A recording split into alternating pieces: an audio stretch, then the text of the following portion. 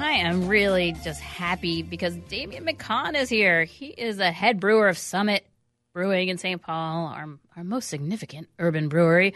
He's been a big part of the expansion lately as the brewery kind of went from Mark Stutrud's basement to a bigger brewery to a massive brewery. So want to talk to him because he's hilarious and funny. Also want to talk about the new Hopvale Organic and how you find those ingredients in this world. Damian, welcome to the show. Thank you very much, Dara. It's nice to be here, Les.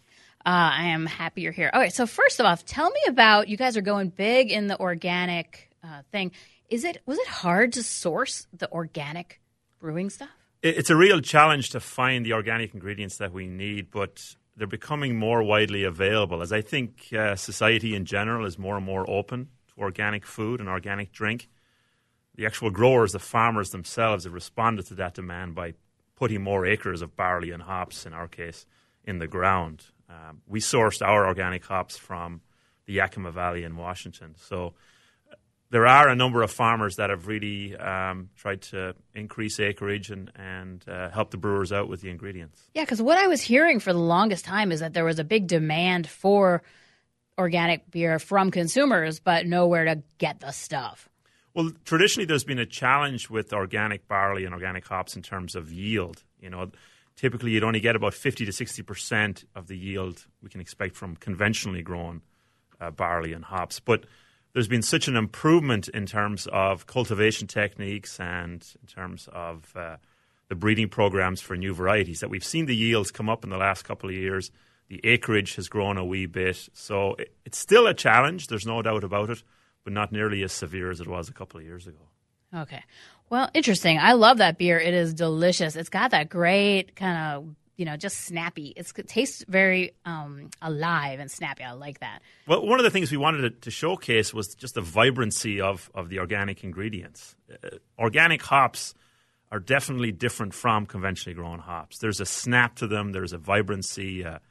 There's a characteristic there that's just a little bit different, a little bit more alive in many ways than conventionally grown hops. And we wanted to showcase the flavors and the aromas that can be available today to the brewer from organic ingredients. That doesn't surprise me. I've read studies where organic strawberries, organic raspberries, they have more anthocyanins and, antioxidants. Those are basically the plant's defenses against predators. So when they're organic, like the plant has to work harder to make all the little things to keep itself safe.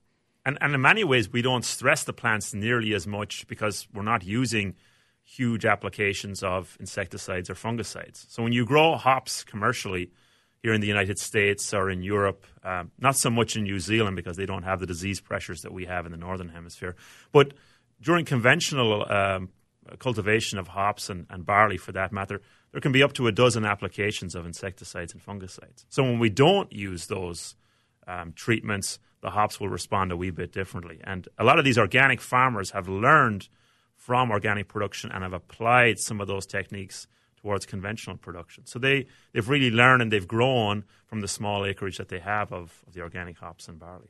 Oh, interesting. Okay, one of the things that I just have to ask you is on my laundry list of things I've been thinking about a lot is I know that Summit last time I talked to you, Summit was in the midst of kind of expanding the Pilsner production. I think you guys make one of the best Pilsners. I love it. Where is that now? Where is the Pilsner? It's a really great example of what I would call a traditional European-style Pils that's made here in the States. The base barley malt that we use for the brew comes from a small farm owned by the Stutrud family up in North Dakota.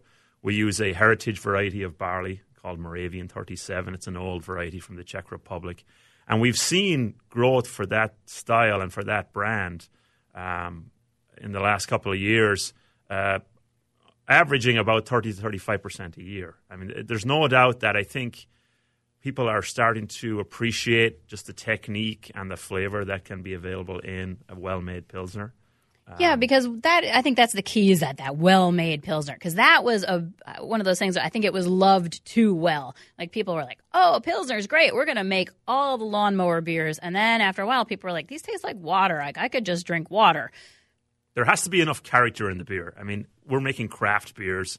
We want there to be a fair amount of flavor, a fair amount of character.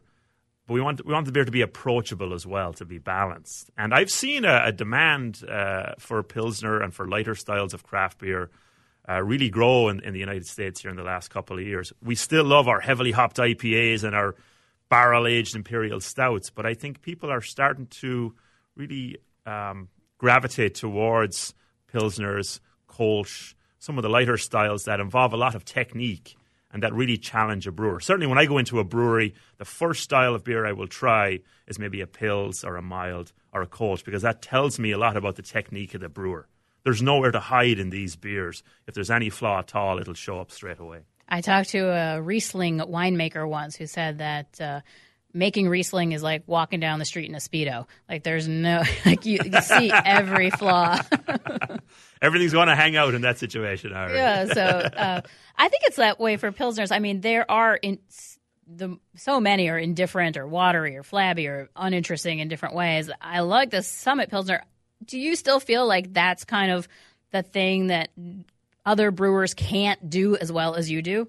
Well, we're very fortunate. We have access to that terrific Moravian variety of barley. Very few breweries really can obtain that. We're fortunate to have links with Mark's Family Farm up in North Dakota, and also the people at Miller Coors allow us to use that variety. It's their proprietary variety. And then our brewery is really set up to make traditional, classical European styles of beer. We have that lovely copper brew house that was constructed in 1971, built in Germany and brought over. And, of course, that style of brew house is great for making Pilsner, Kolsch, Oktoberfest. And it allows us to kind of use some techniques that perhaps other brewers don't have access to. And you do the long resting periods for the beer. Tell me about that. That's absolutely key. Cold and slow is the way to go, as the old saying goes, for lager production. I mean, lager literally means to store. So traditionally, lagers produced in Germany and the Czech Republic would be conditioned and matured for a long period of time, up to 3 or 4 months. The nice thing at Summit right now is we have additional capacity. We added those big fermentation tanks 2 years ago. Now we have the space to let the beer sit just a wee bit longer than before, up to 6 or 8 weeks, sometimes 10 or 12 weeks. And that long, slow, cold maturation process really brings a crispness and a clean note to the finish of the beer. And that's absolutely key to making a great Pils. All right, well, I'm going to be mowing my lawn this weekend, so I think that's in my future. That is the perfect thing. One of the things I wanted to definitely get to today is that as Summit has been growing, I feel like it's turned into like almost a house of different brewers. Like you have all of these other brewers who do their independent projects in the Summit, under the Summit brand with Summit distribution. Tell me how that works. Well, one of the great things about Summit is that I think we approach the business of brewing, the craft of brewing, from a couple of different angles. We're all about quality. We're all about consistency. We're heavily involved in the community. And the fourth leg of the chair, if you will, is creativity and innovation. I think the modern craft drinker really wants something new, something exciting. And, of course, it allows our brewers to play around with new and different ingredients. So we have one brewer-driven program called the Unchained Series, 3 entries a year. And the brewer can basically make whatever he wants. He can use whatever ingredients he wants. Mark and I stay out of the way. We stay out of the picture. We just procure the ingredients that the lads need. We act as technical advisors, advocates, what might be. But this is a chance for them to showcase their creativity, innovation, produce just a couple of brews on the system, and see the project through right from the very beginning, from recipe development all the way out to having a pint down the pub and working with the sales department, getting the beer out onto the street. So that really allows us as a brewer to showcase not just the quality, the consistency that we're known for, but get that creativity out there as well. So is that what it does for Summit? It's sort of an in-house refresher to kind of keep everybody creative and engaged? I think so.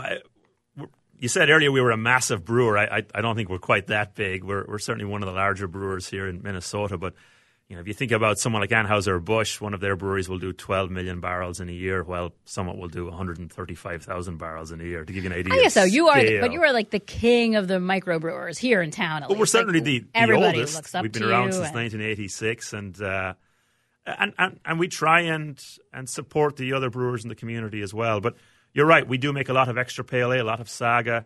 We also want to come out with new beers every now and again for people to enjoy out in the trade and let our brewers play around a wee bit. Has there ever been one that you did in this little kind of micro batches that then went big? Well, certainly Hopvale was developed on the pilot system. The pilot system allows us to brew just a couple of kegs at a time.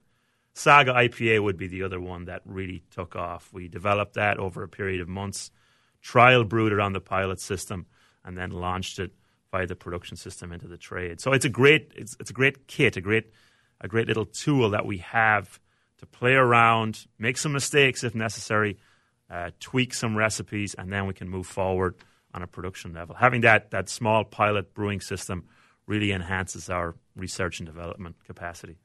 All right. I could talk to you about this all day.